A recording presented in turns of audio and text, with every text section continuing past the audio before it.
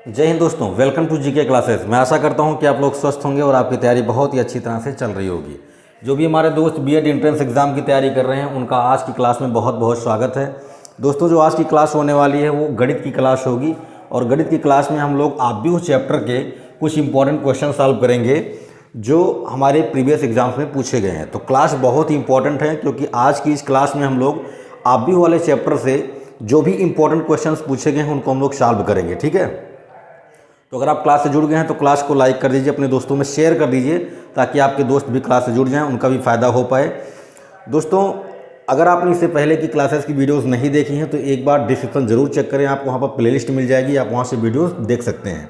Math की class आपकी चल रही है कंटिन्यू, फिजिक्स की क्लास आपकी कंटिन्यू चल रही है, जीके जीएस की क्लास आपकी कंटिन्यू चल रही है और हिंदी की क्लास आपकी कंटिन्यू चल रही है। मैं जल्द ही जनरल एप्टीट्यूड की क्लास और केमिस्ट्री की क्लास शुरू करने वाला हूँ, तो बस आप चैनल पर बने रहिए, आपको पूरा मटेरियल प्रोवाइड किया जाएगा। हर क्लास बिल्कुल कॉन्सेप्ट वाला होगा, बिल्कुल जीरो से हम लोग पढ़ेंगे, बिल्कुल टेंशन लेने की ज़रूरत नहीं है। पहले कॉन्सेप्ट पढ़ते हैं हम लोग, उसके बाद हम लोग क्वेश्चन सॉल्व करते हैं। ठीक है, तो अगर आप क्लास से जुड़ गए हैं तो लाइक तो बनता ही है, लाइक कर दीजिए और अपने दोस्तों में शेयर कर दीजिए। ठीक है, तो चलिए बिना देर किए क्लास को आगे बढ़ाते हैं और आज की क्लास में हम लोग कुछ इंपॉर्टेंट क्वेश्चन सॉल्व करेंगे और जिसको आप देखेंगे कि बहुत ही आसान क्वेश्चन आपके एग्जाम में पूछे जाते हैं। घबराने की बिल्कुल ज़रूरत नहीं है। आप बी वाला चैप्टर हुआ, सार्डिक वाला चैप्टर हुआ, समुच्चय सिद्धांत का चैप्टर हुआ, मतलब गणित के जो पोर्शन आते हैं बहुत इजी आते हैं, इतने टफ नहीं होते। बस आपका थोड़ा कॉन्सेप्ट अगर सही है, अगर आपने अच्छे से समझा है चीज़ों को तो बहुत ही आसानी से आप क्वेश्चन सॉल्व कर पाएंगे। ठीक है, तो चलो शुरू करते हैं। तो पहले क्वेश्चन की बात करते हैं। पहले क्वेश्चन में कह रहा है कि एक पंक्ति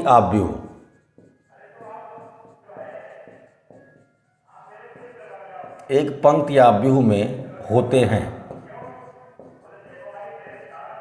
ऑप्शंस हैं आपके। ऑप्शन ए है एक या अधिक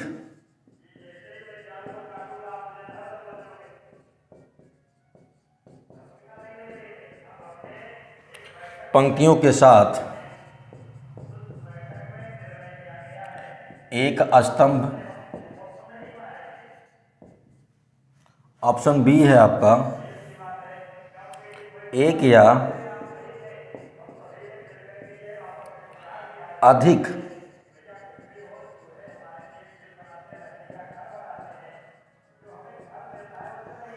स्तंभों के साथ एक पंक्ति।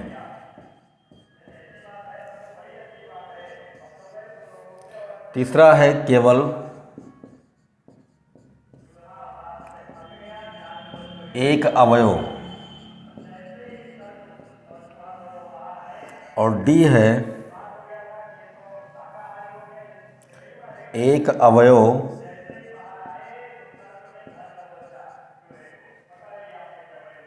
की एक पंक्ति। तो पहला क्वेश्चन मैंने आपके सामने लिख दिया, कह रहा है कि एक पंक्ति आव्यूह में क्या होते हैं। ऑप्शन ए है एक या अधिक पंक्तियों के साथ एक स्तंभ। ऑप्शन बी है एक या अधिक स्तंभों के साथ एक पंक्ति। ऑप्शन सी है केवल एक अवयव। ऑप्शन डी है केवल एक अवयव की एक पंक्ति। ठीक है, तो आप क्वेश्चन आपके सामने है, क्वेश्चन को देख करके अपना आंसर आप दे सकते हैं कमेंट बॉक्स के माध्यम से। आप कमेंट करके बताएं कि आपका ऑप्शन क्या करेक्ट आ रहा है, कौन सा आंसर आपका सही है। तब तक मैं नेक्स्ट क्वेश्चन लिख देता हूँ। ठीक है, क्वेश्चन नंबर 2 है, कह रहा है कि यदि a बराबर 1 - 2 5 3 तो a + a' = ऑप्शन ए है 2 3 3 6। ऑप्शन बी है 2 4 -10 6। ऑप्शन सी है 2 -4 10 6 एंड ऑप्शन डी है नन ऑफ दीज, यानी इनमें से कोई नहीं। ठीक है, और एक क्वेश्चन मैं और लिख देता हूँ, क्वेश्चन नंबर 3 कह रहा है कि यदि a बराबर 0 1 2 2 3 4 5 6 और b जो दिया गया है वो दिया गया है 1 0 0 0 1 0 0 0 1, तब 3a माइनस 4b के बारे में आपसे पूछ रहा है। ऑप्शन है आपका -4 3 6 6 5 12 12 15 14। ऑप्शन बी है 4 6 3 6 5 12 12 15 14। ऑप्शन सी है 0 1 2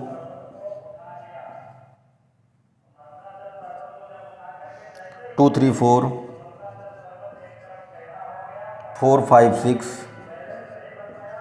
एंड ऑप्शन डी है -4 3 16 6 15 12 एंड 12 5 14। ठीक है, तो यहाँ पर मैंने आपके सामने 3 प्रश्न लिख दिया है। प्रश्नों को आपने देख लिया होगा और लगभग आपके आंसर्स भी आ गए होंगे। चलिए इनको हम लोग सॉल्व करते हैं। पहले प्रश्न की बात करें तो कह रहा है कि एक पंक्ति आव्यूह में होते हैं। अगर एक पंक्ति आव्यूह की बात की जाए तो उस पंक्ति आव्यूह में क्या होता है उसके बारे में आपको बताना है। तो मैंने आपको आव्यूहों के प्रकार के वाली क्लास में मैंने आपको जितने भी प्रकार होते हैं आव्यूह के मैंने आपको बताया था। अगर आपने क्लास को देखा है, आपने कॉन्सेप्ट को समझा है तो आप बड़े ही आराम से आंसर दे सकते हैं। होता यह है कि ये चैप्टर आव्यूह वाला हुआ या सार्डिक वाला हुआ, ये वाला चैप्टर बहुत ही आसान होता है और हम लोग क्या करते हैं, हम लोग इसे कॉन्सेप्ट को इग्नोर कर देते हैं। हम लोग क्या करते हैं, छोटी छोटी बातों को इग्नोर कर देते हैं, तो वो बाद में चल के हमको नुकसान देता है। अब ऐसे क्वेश्चन के लिए हम लोग क्या करेंगे, जल्दबाजी में अपना आंसर गलत दे देते हैं। ठीक है, तो यहाँ पर थोड़ा सतर्क होने की ज़रूरत है। पंक्ति आव्यूह की बात हो रही है और पंक्ति आव्यूह के बारे में मैंने आपको बताया था कि एक ऐसा आव्यूह होगा जिसमें केवल एक पंक्ति होगी। पहली बात तो केवल एक पंक्ति होनी चाहिए। स्तंभ की बात हो रही है तो स्तंभ में एक भी स्तंभ हो सकता है, 2 स्तंभ हो जाए, 3 स्तंभ हो जाए, 4 स्तंभ हो जाए, चाहे जितने स्तंभ हो जाएं, लेकिन पंक्ति हमेशा एक होनी चाहिए। मैंने आपको बताया था। तो अब ऑप्शन में आप ये देखिए कि किस ऑप्शन में एक पंक्ति और एक से अधिक स्तंभ या एक स्तंभ की बात हो रही है। तो फर्स्ट वाले की बात करें तो कह रहा है कि एक या अधिक पंक्तियों के साथ। पहली बात तो यहाँ पर अधिक पंक्तियाँ आ गई तो ये तो गलत हो गया, ये होगा ही नहीं। ऑप्शन बी की बात करें, कह रहा है कि एक या अधिक स्तंभों के साथ एक पंक्ति। यहाँ पर बात क्लियर हो रही है, एक पंक्ति तो इसमें दिया गया है और स्तंभों की बात हो रही है तो यहाँ पर कह रहा है कि अधिक स्तंभों के साथ, है ना। अधिक स्तंभों के साथ की बात हो रही है, इसका मतलब ये है कि एक स्तंभ हो या उससे अधिक स्तंभ हो, कोई टेंशन नहीं, लेकिन एक ही पंक्ति है। इसका मतलब ये हमारा आंसर हो सकता है, लेकिन आगे भी आप देख सकते हैं केवल एक अवयव की बात कर रहा है तो केवल एक अवयव होगा। तो वहाँ पर एक एलिमेंट अगर केवल दिया गया है तो वहाँ भी थोड़ा सा आपका मामला बन सकता है, आंसर हो सकता है, लेकिन ये वाला आंसर अभी तक हमारे लिए सबसे फिट बैठ रहा है। तीसरे वाले में एक अवयव की एक पंक्ति, ऐसा तो हो ही नहीं सकता। अगर एक अवयव है तो उसमें एक पंक्ति और एक स्तंभ हो जाएंगे, स्तंभों की बात इसमें नहीं की गई है। तो कुल मिला के हमारा ऑप्शन जो बी है वो सबसे फिट बैठ रहा है, इसलिए यही ऑप्शन हमारा करेक्ट होगा। एक पंक्ति होगी ये पक्की बात है, स्तंभ एक हो सकती है, एक से अधिक हो सकती है, कुछ भी हो जाए, लेकिन पंक्ति हमेशा एक रहेगी। अगर पंक्ति आव्यूह की बात हो रही है तो, अगर स्तंभ आव्यूह की बात होती तो यही उल्टा हो जाता, एक स्तंभ हो और एक या एक से अधिक पंक्ति हो तो उसे हम बोलेंगे स्तंभ आव्यूह। ठीक है, क्वेश्चन नंबर 2 की बात करें, कह रहा है कि यदि a बराबर इतना है तो a प्लस a डैश की वैल्यू क्या होगी। अब ऐसे क्वेश्चन के लिए हम लोग करेंगे क्या, ऐसे क्वेश्चन को हम लोग पूरा सॉल्व करने के लिए चले जाते हैं। ठीक है, a डैश का मतलब होता है परिवर्त आव्यूह, मैंने आपको पढ़ाया है। परिवर्त आव्यूह मतलब क्या है कि कोई आव्यूह दिया गया है तो उसकी पंक्ति को स्तंभ बना दो, स्तंभ को पंक्ति बना दो, यही हम लोग करते हैं।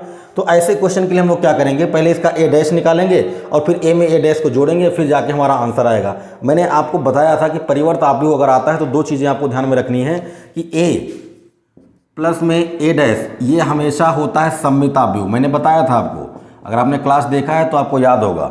और अगर ए माइनस ए डैश है तो ये होता है विषम सममित। ये सब मैं आपको बता चुका हूँ, ये सब मैंने आपको पढ़ाया था, ठीक है।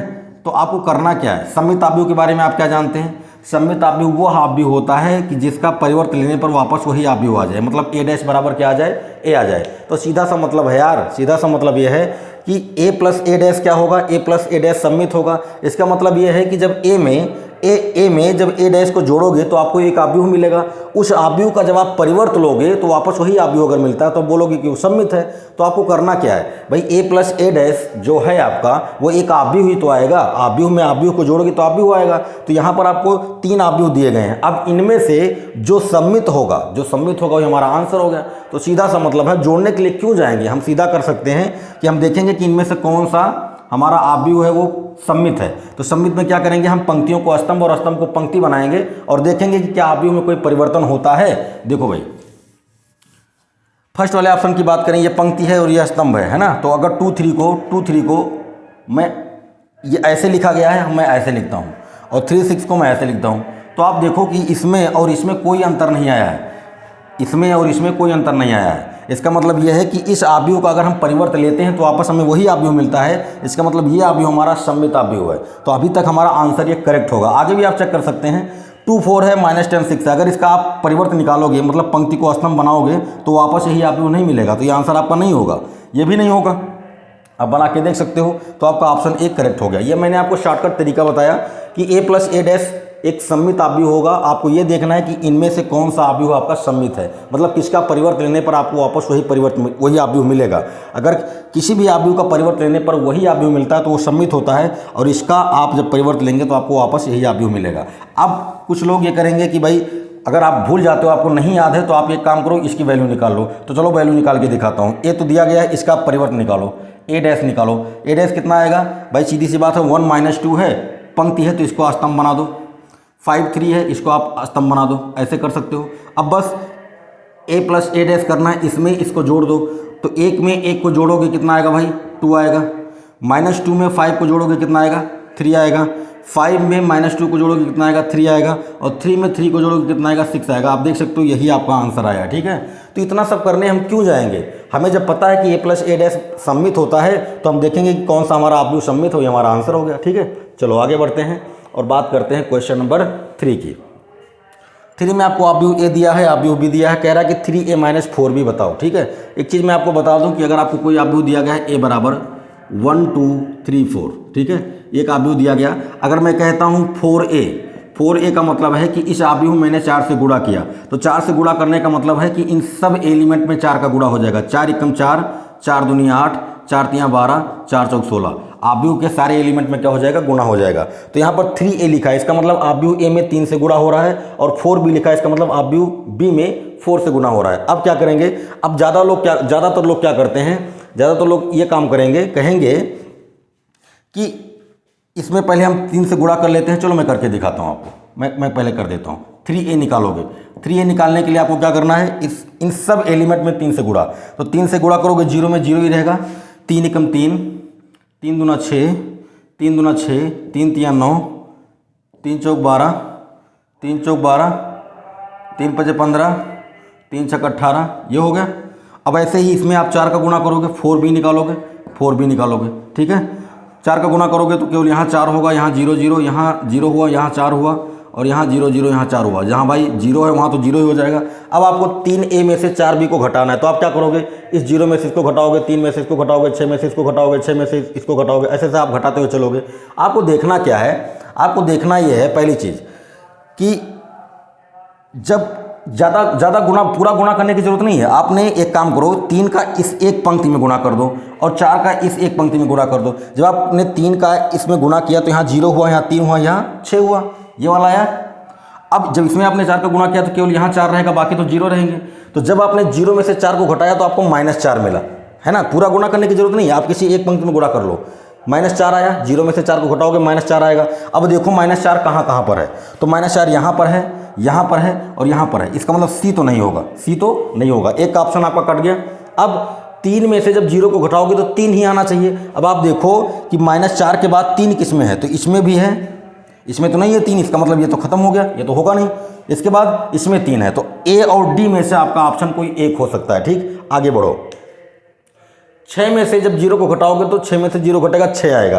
अब देखो 3 के बाद 6 किस में है, तो 3 के बाद 6 इसमें है, इसमें तो कितना आ गया 16 आ गया। इसका मतलब आपका ये नहीं होगा, आपका ऑप्शन ए होगा। पूरा गुणा करने की जरूरत क्या है भाई, किसी एक पंक्ति में या किसी एक स्तंभ में गुणा करके आप घटा के देख लो एलिमेंट मैच कर रहे हैं कि नहीं कर रहे हैं, बस आपका आंसर हो गया। ठीक है, तो एक बार आप स्क्रीनशॉट ले लीजिए, उसके बाद हम लोग आगे बढ़ते हैं।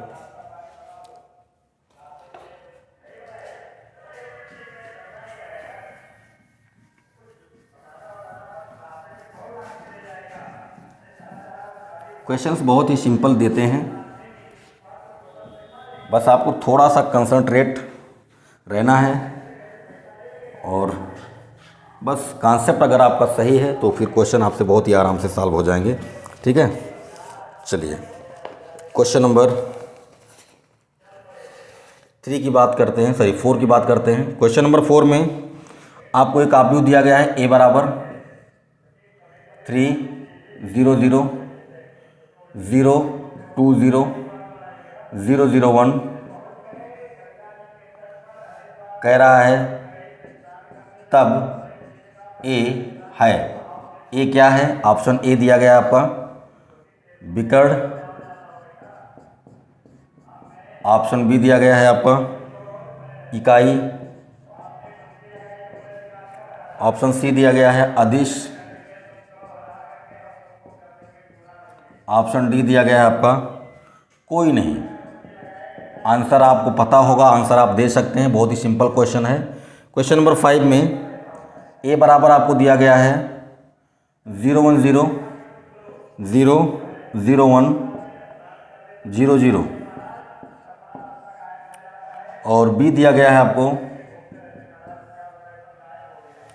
0 0 0 1 0 0 0 1 0 ये दिया गया है। तो कह रहा है कि तब a² b प्लस ba² का मान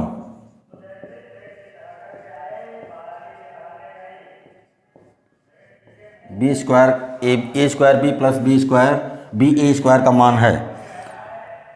ऑप्शन दिया गया है, ऑप्शन ए है, ऑप्शन बी -a है, ऑप्शन सी बी है, ऑप्शन डी -b है। ठीक है, क्वेश्चन नंबर 6 की बात करते हैं।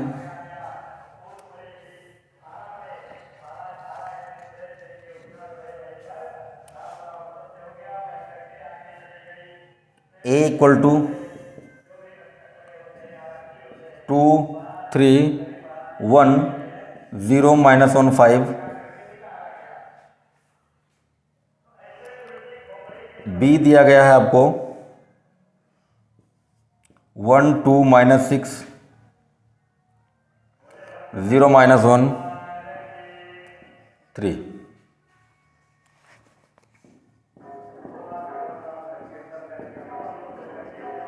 (3a - 4b) की वैल्यू बतानी है आपको।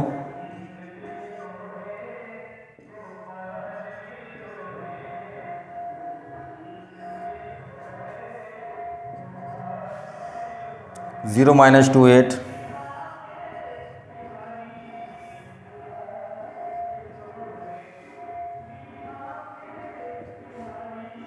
0 1 3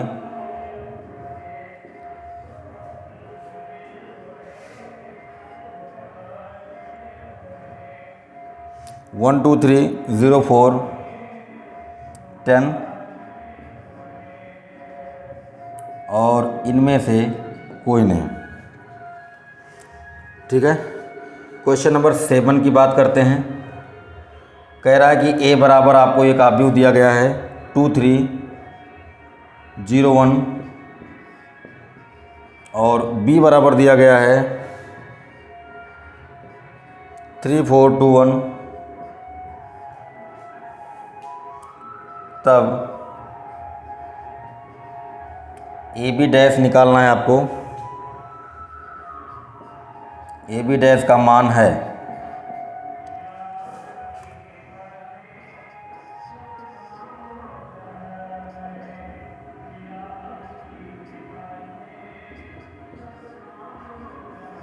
ऑप्शन बी है 12 2 11 1, सी है 12 11 2 1, और ऑप्शन डी है नन ऑफ दीज। ठीक है, चलिए क्वेश्चन नंबर 4 की बात करते हैं। तो कह रहा है कि a इक्वल टू 3 0 0 0 2 0 0 0 1, तब a के बारे में आपसे पूछ रहा है कि ये जो आव्यूह a दिया गया ये क्या है, विकर्ण आव्यूह है, इकाई आव्यूह है, अदिश आव्यूह है, या इनमें से कोई नहीं है। ठीक है, तो विकर्ण आव्यूह के बारे में मैंने आपको बताया था कि एक ऐसा आव्यूह जिसमें केवल विकर्ण के एलिमेंट दिए गए हों, बाकी सारे एलिमेंट जीरो हों, वो विकर्ण आव्यूह होता है। तो आप देख सकते हैं केवल विकर्ण में आप एलिमेंट है 3 2 1, केवल विकर्ण में है, बाकी सारे एलिमेंट जीरो हैं, तो आपका ऑप्शन एक करेक्ट हो जाएगा। आगे भी आप चेक कर सकते हैं। इकाई आव्यूह की बात कर रहा है। इकाई आव्यूह के लिए हम लोग जानते हैं कि एक ऐसा विकर्ण आव्यूह जिसमें विकर्ण के एलिमेंट 1 हो, मतलब यहाँ भी 1 हो, यहाँ भी 1 हो, यहाँ भी 1 हो, अगर ऐसा होता तो हम बोलते कि ये इकाई आव्यूह है। अदिश आव्यूह के बारे में हम लोग कहते हैं कि एक ऐसा विकर्ण आव्यूह जिसमें विकर्ण के सभी अवयव समान हो, मतलब यहाँ 3 है तो यहाँ भी 3 होता, यहाँ भी 3 होता, तो हम बोलते कि ये हमारा क्या है, अदिश है। ठीक है, मैंने आव्यूह के प्रकार वाली क्लास में सब बताया था। ठीक है, अब क्वेश्चन नंबर 5 की बात करते हैं। आपको आव्यूह ए दिया गया है, आव्यूह बी दिया गया है, कह रहा है कि तो ए स्क्वायर बी प्लस बी ए स्क्वायर का मान निकालिए। आप एक काम करिए, ए का स्क्वायर निकाल लीजिए, फिर बी में मल्टीप्लाई कर दीजिए, और बी में ए का मल्टीप्लाई करके दोनों को जोड़ लीजिए। जोड़ने के बाद आप देखेंगे आपका ऑप्शन कौन सा आता है। तो ये क्वेश्चन मैं आपके लिए छोड़ रहा हूँ, आप इसको सॉल्व करके अपना आंसर बताएंगे। डू योर सेल्फ, है ना, इसको आप करेंगे और कमेंट के माध्यम से अपना आंसर बताएंगे। क्वेश्चन नंबर 6 की बात करता हूँ। कह रहा है कि a equal to 2 3 1 0 -1 5, b equal to 1 2 -6 0 -1 3, तब 3a - 4b की वैल्यू बतानी है। एक क्वेश्चन मैं आपको पहले ही बता चुका हूँ, ऐसा आपको ज़्यादा कुछ करने की ज़रूरत नहीं है। a में 3 से गुणा हो रहा है तो a में 3 से गुणा कर दीजिए, b में 4 से गुणा हो रहा है तो b में 4 से गुणा कर दीजिए। एक काम करते हैं, इसमें 3 से गुणा कर लेते हैं इस पंक्ति में। चलो इस पंक्ति के बजाय इस स्तंभ में गुणा करते हैं। इसमें 3 से गुणा करोगे तो यहाँ 3 दूना 6 हो गया, और यहाँ पर 0 रहेगा। ठीक है, इसमें आप 4 से गुना करोगे, ये 4 हो गया, और ये तो 0 रहेगा। अब घटाना है आपको, क्या करना है, a में से 4b को घटाना है, तो घटा लो। 6 में से 4 को घटाओगे 2 आएगा, और 0 में से 0 घटाओगे 0 आएगा। अब आपको वो वाला ऑप्शन देखना है जिसमें 2 के नीचे 0 है। तो देखो यहाँ तो 3 0 है, तो ये तो होगा नहीं। यहाँ पर 2 0 है, हो सकता है यहाँ 1 0 है, ये नहीं होगा, और ये तो होगा ही नहीं। आपका ऑप्शन नंबर बी करेक्ट है। पूरा गुणा करने की ज़रूरत नहीं है, आप किसी एक पंक्ति या किसी एक स्तंभ में गुणा करके अपना आंसर निकाल सकते हो। क्वेश्चन नंबर 7 की बात करते हैं। a इक्वल टू 2 3 0 1 है, b इक्वल टू 3 4 2 1 है, तब ए बी डैश बताना है। पहले a का b में गुणा करो, फिर उसका डैश निकालो। डैश मतलब परिवर्तन निकालना है। ठीक है, और वैसे भी मैं आपको बता दूं कि ए बी का होल डैश जो होता है वो बी डैश इंटू ए डैश होता है ना, बी डैश इंटू ए डैश होता है। मतलब चाहे आप a में b का गुणा करके तब परिवर्तन निकालें, या पहले a और b का परिवर्तन निकाल लें, उसके बाद b में a का गुणा कर दें, मतलब b डैश इंटू ए डैश कर दें। b के परिवर्त में a का परिवर्त का गुणा कर दें, या ए बी निकाल के उसका परिवर्तन निकालें, दोनों तरफ से आपका आंसर बराबर आएगा। तो हम कर सकते हैं, हम a में b का गुणा कर सकते हैं, उसके बाद उसका परिवर्तन निकाल सकते हैं। ठीक है, चलो मैं निकाल के दिखा देता हूँ आपको। देखो a में b का गुणा करना है, तो जाहिर सी बात है a में b का गुणा करना है, तो एक आपका आव्यूह ही तो आएगा।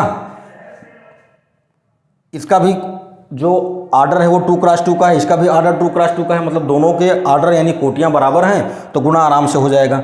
अब इसका इसमें करना है। ठीक है, तो एक काम करते हैं, इससे यहाँ पर मैंने आपको तरीका बताया था, शॉर्टकट तरीका बताया था। यहाँ 2 3 लिखो और यहाँ 0 1 लिखो, और इसमें आप यहाँ पर 3 2 लिखोगे और 4 1 लिखोगे। मैं आपको शॉर्टकट मेथड बता चुका हूँ, अगर आपने पिछली क्लास नहीं देखी है तो एक बार देख लीजिए, सारे डाउट क्लियर हो जाएंगे। ये हो गया। अब 2 का 3 में गुणा करेंगे, 2 3 6, और 3 का 2 में करेंगे, 3 दूना 6, 6 और 6 12 हो गया, 2 चौक 8, 3 एकम 3 8 3 11 हो गया। 0 का 3 में 0 हो गया, ये 2 हो जाएगा, और 0 का 4 में ये 1 हो गया। अब ये आ गया आपका ए बी। ये क्या आया, ए में हमने बी का गुणा किया। अब इसका परिवर्त ले लो। परिवर्त का मतलब ये जो 12 11 ऐसे लिखा, ये ऐसे हो जाएगा, और ये हो गया आपका 2 और 1। तो 12 2 और 11 1, 12 2 1 11, ये नहीं होगा, 12 2 11 1, यही हो गया आपका आंसर। ठीक है, तो इस तरह से आपको क्वेश्चन सॉल्व करने हैं। तो एक बार आप स्क्रीनशॉट ले लीजिए, उसके बाद हम लोग आगे बढ़ते हैं।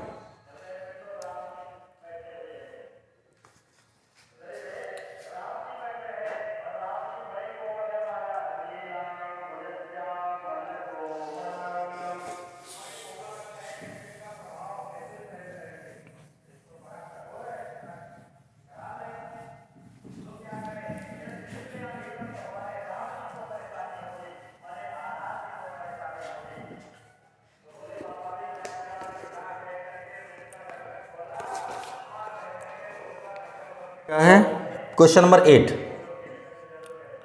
कह रहा है कि ए एक वर्ग आव्यूह है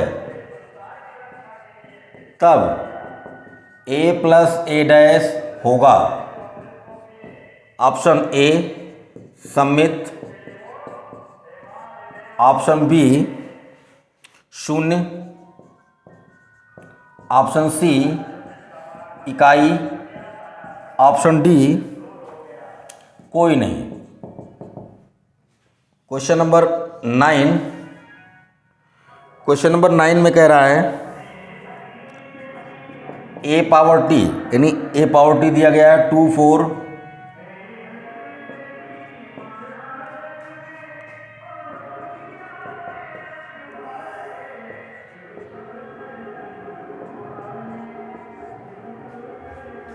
तब आपको a प्लस 2b का t का मान बताना है। ऑप्शंस हैं आपके 6 6 10 3, ऑप्शन बी है 6 6 3 10, ऑप्शन सी है 6 3 6 10 और ऑप्शन डी है इनमें से कोई नहीं।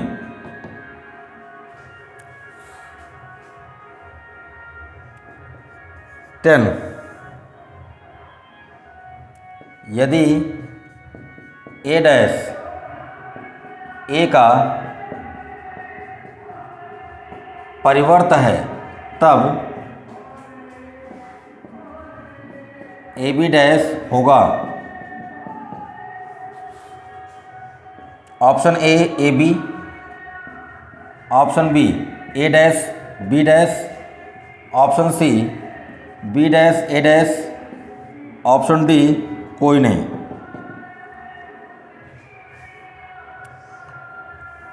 क्वेश्चन नंबर 11 ए बराबर 2 3 5 - 7 तब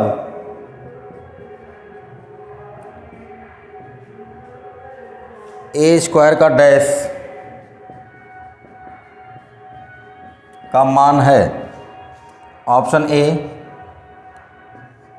19 - 25 - 15 64, ऑप्शन बी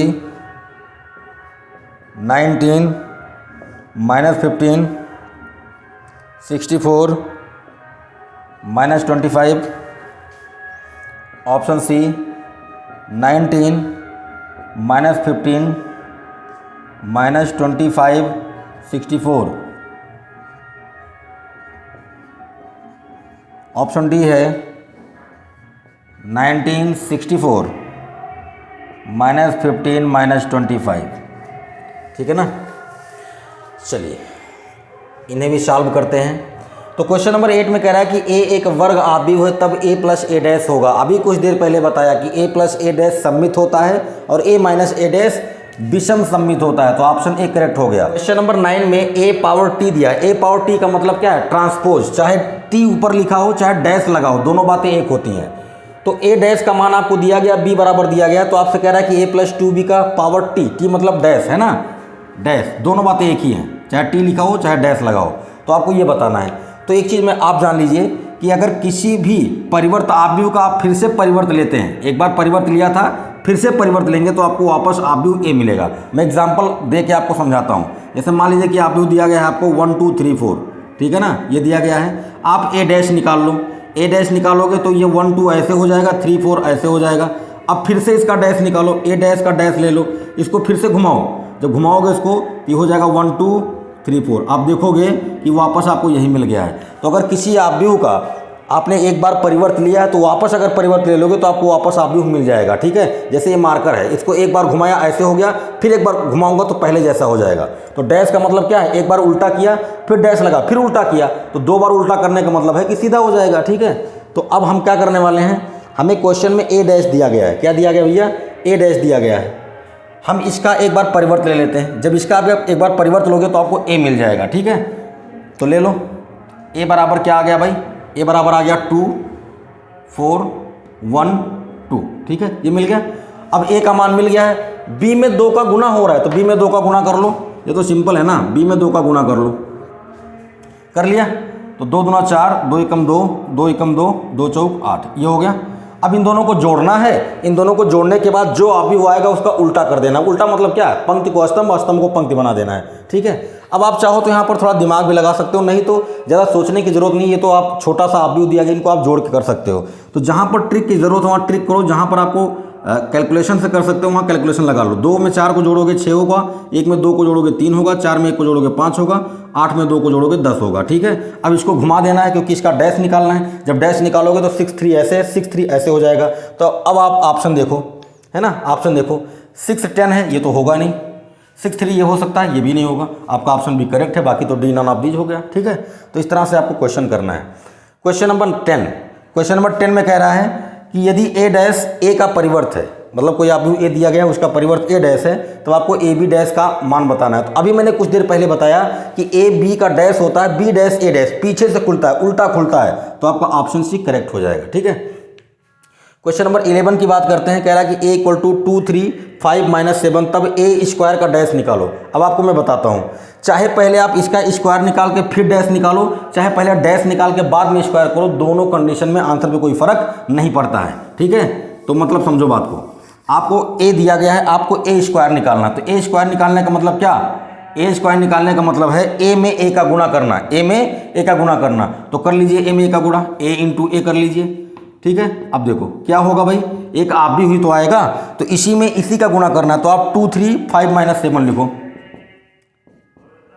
2 3 5 - 7, और यहाँ पर हो गया 2 5 3 - 7, ये हो गया।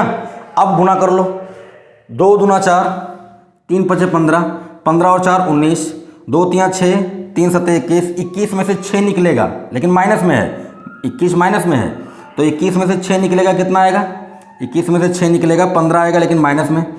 5 दूना 10, 7 5 35, -35 में से 10 निकलेगा, -25 आएगा, और 5 3 15, 7 7 49, 49 और 15 कितना हो जाएगा, 64 हो जाएगा, ठीक है। अब इसका डैश निकालना है, ए स्क्वायर तो निकल गया, इसका डैश निकालना है, तो इसी को घुमा दो। यहाँ 19 - 15 ऐसे है, तो ये होगा 19, यहाँ होगा -15। अब देखो कहाँ कहाँ पर है, पहली बात यहाँ नहीं है, यहाँ नहीं है, यहाँ और यहाँ है, ठीक है। उसके बाद -25 और फिर 64, तो यहाँ ऊपर 64 है, ये नहीं होगा, आपका ये हो जाएगा -25 64, ठीक है।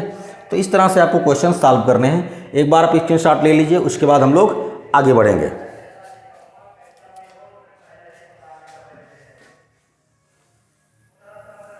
तो आप देख रहे हैं कि किस लेवल के क्वेश्चन आपके एग्जाम में पूछे जाते हैं। अभी तो मैंने आपको चैप्टर पढ़ाया, चैप्टर के बाद मैं आपको प्रैक्टिस के रूप में ये क्वेश्चंस करवा रहा हूँ।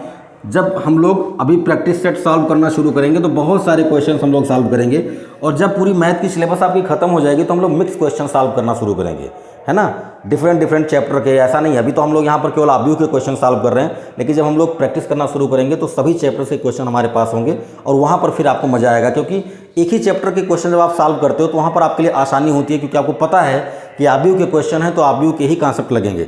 लेकिन अगर सभी चैप्टर्स को मिला के क्वेश्चन बनाया जाए तो वहाँ पर आपको सभी चैप्टर के बारे में सोचना होता है, फिर वहाँ पर आपकी असली परीक्षा होती है, ठीक है।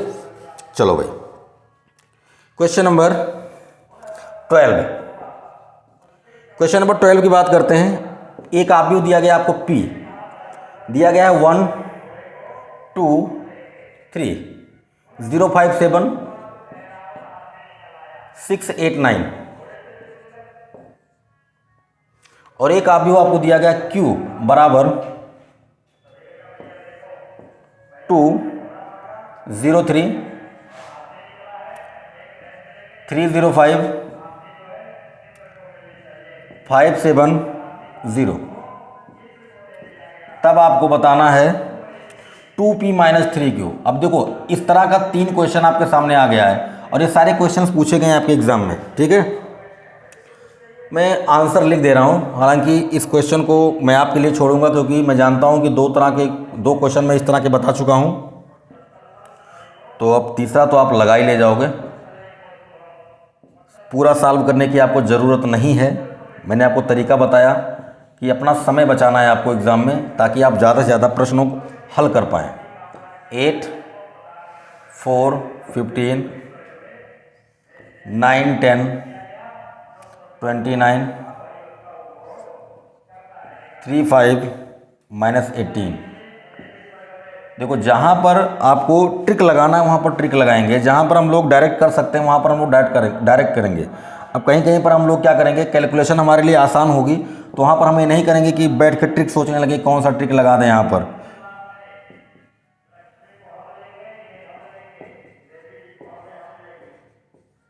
None of this. Question number 13,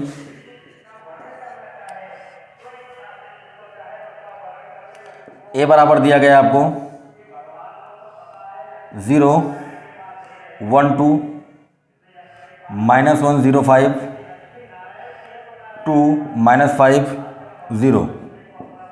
तब ऑप्शन दिया गया है, ऑप्शन ए डैश बराबर 2a। ऑप्शन बी दिया गया है ए डैश बराबर -a। ऑप्शन सी दिया गया है ए डैश बराबर a। और ऑप्शन डी है कोई नहीं। क्वेश्चन नंबर 14, यदि ए आव्यूह की कोटि 3 × 5 है, तब ए के प्रत्येक पंक्ति में अवयव होंगे। ऑप्शन ए है 8, ऑप्शन बी है 5, ऑप्शन सी है 3, ऑप्शन डी है 2। क्वेश्चन नंबर 15, ए बराबर दिया गया है 3, -4, 1, 1, 1, 6। बी बराबर दिया गया है 2, 1, 2, 1, 3, 4। तब बी डैश ए डैश बताना है आपको क्या होगा। आपके ऑप्शंस हैं 2, 3, 8, -9, 4, 19, -10, 6, 26। ऑप्शन बी है 2, 1, 2, 1, 3, 4, 3, 1, 1। ऑप्शन सी है 2, -9, -10, 3, 4, 0, 4, 2, 4। और ऑप्शन डी है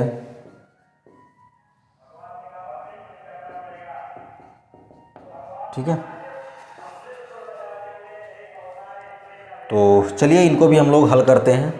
क्वेश्चन नंबर 12 में कह रहा है कि P बराबर इतना, Q बराबर इतना, तब आपको 2P - 3Q करना है। तो ऐसा क्वेश्चन मैं आपको 2 बता चुका हूँ, तो ये आपको कर लेना है, ये आपके लिए छोड़ रहा हूँ, ठीक है।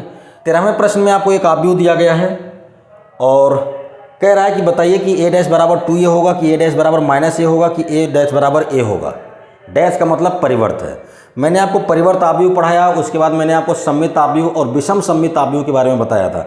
ये भी मैंने आपको बताया था कि सम्मित आव्यूह और विषम सम्मित आव्यूह आप कैसे लिख सकते हैं, कैसे बना सकते हैं। और मैंने आपको वहाँ पर बताया था कि विषम सम्मित आव्यूह जो होता है ना, उसके विकर्ण के सारे एलिमेंट 0 होते हैं और एक एलिमेंट पॉजिटिव, दूसरा नेगेटिव, पॉजिटिव नेगेटिव, ऐसे अल्टरनेट चलता है। आप इस आव्यूह को ध्यान से देखें तो इसके विकर्ण के सारे एलिमेंट 0 हैं। जैसे आपकी नज़र इसके विकर्ण पर जाएगी, सारे एलिमेंट 0 हैं, तुरंत आपके दिमाग में आ जाना चाहिए कि ये जो आव्यूह बनने वाला है ये विषम सम्मित आव्यूह है।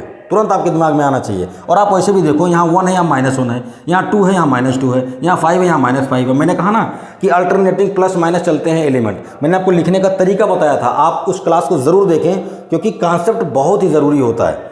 अब अगर कोई भी आव्यूह विषम सममित आव्यूह है, अगर सममित होता तो a डैश बराबर a आता, अगर विषम सममित है तो a डैश बराबर -a आएगा। तो अगर ये आव्यूह विषम सममित है तो आपका ऑप्शन बी करेक्ट होगा, क्योंकि a डैश बराबर -a यहीं पर लिखा गया है। ठीक है, इसमें आपको कुछ भी दिमाग लगाने की जरूरत नहीं है। अब 14वें प्रश्न में आपसे कह रहा है कि यदि a आव्यूह की कोटि 3 × 5 है तब a के प्रत्येक पंक्ति में अवयव होंगे। अब आपसे पूछ रहा है कि एक आव्यूह आपको a दिया गया, इसकी कोटि दी गई है 3 × 5। 3 × 5 का मतलब है कि 3 पंक्तियां हैं और 5 स्तंभ हैं, यही तो 5 स्तंभ हैं। इसका मतलब यह है कि जो आव्यूह आपका बनने वाला है उसमें 3 पंक्तियां होनी चाहिए और कितने स्तंभ होने चाहिए? 5 स्तंभ होने चाहिए। 5 स्तंभ का मतलब ये खड़ी वाली लाइन ऐसे 3 4 5, और पंक्तियां कितनी होनी चाहिए? ऐसे आप कर लो, ऐसे कर लो, 1 2 3 4 5, ये 5 स्तंभ हो गए खड़ी वाली लाइन, मैंने बताया था। और पंक्तियां कितनी है? 3, यानी 3 पड़ी हुई लाइन, 1 2 3, ये हो गया। अब आपसे पूछा क्या है कि a के प्रत्येक पंक्ति में कितने अवयव होंगे। तो आप समझो बात को, एक पंक्ति ये हो गई, दूसरी पंक्ति ये हो गई, तीसरी पंक्ति ये हो गई। अब आपसे एलिमेंट पूछ रहा है कि एक पंक्ति में कितने होंगे। तो एक एलिमेंट यहाँ होगा, दूसरा यहाँ होगा, तीसरा यहाँ होगा, चौथा यहाँ होगा, पांचवा यहाँ होगा। तो एक पंक्ति में कितने एलिमेंट हो गए? 5। अगर आपसे पूछता कि एक स्तंभ में कितने एलिमेंट हैं, तो 1 हो गया, ये 2 हो गया, ये 3 हो गया। अगर आपसे स्तंभ में पूछता तो 3 होता, पंक्ति में पूछ रहा है तो 5 होगा, यानी कि आपका ऑप्शन नंबर बी करेक्ट हो जाएगा। बात आई समझ में? अब क्वेश्चन नंबर 15 की बात करते हैं। a बराबर इतना दिया है, b बराबर इतना दिया, कह रहा है b डैश a डैश बताना है।